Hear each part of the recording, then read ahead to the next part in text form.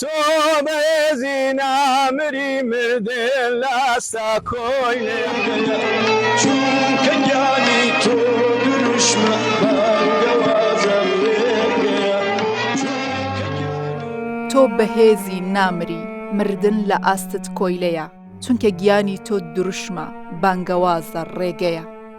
ئەمە ئەم گۆرانیە بوو کە 25 شاخەوانی شارەکانی بانە و سەقز لە ڕۆژهەڵاتی کوردستان بۆ ڕێزگرتن لە چالاکی و خزمەتەکانی هەڵکەوت عەزیز پەیامنێری ڕوودا و لەسەر چیای چلچەمە گوتیانەوە شاخەوانەکانی گروپی کێوی سەوزی سەقز و پاژینی بانە بە مەبەستی ڕێزگرتن لە هەوڵ و ماندووبوونی میدیاکاران چالاکیەکی شاخەوانیان بۆ سەر لوتکەی شانشین لە زنجیرە چیای چلچەمە لە ڕۆژهەڵاتی کوردستان ئەنجامدا.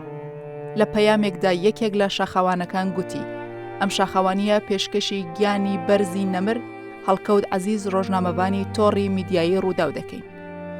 ئەم شاخەوانیە پێشکەشەکەین بە ڕۆحی بەرزی نەمر میدیاکار و چالاکوانی میدیایی کاک هەڵکەوت عەزیز لە میدیای ڕووداو کە هەموو کات شێلگیرانە و دەروەستانە هەوڵی ئەدا زانیاری دروست بخاتە بەردەم هاوڵاتیان بۆ ئاگامەندبوون لە دۆخی هەنووکە.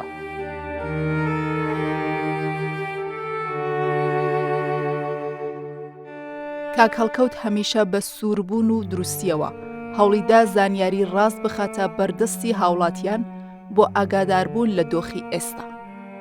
هەڵکەوت عەزیز بەڕێوەبەری نووسینگەی تۆڕی میدیایی ڕوودا و لە بەغدا ڕۆژی دووشەممە 8 حوزەیران لە کاتی چوونی بۆ ئەرکێکی ڕۆژنامەوانی لە ڕێگەی بەغدا بەسرا بە ڕووداوێکی هاتوچۆ گیانی لەدەستا.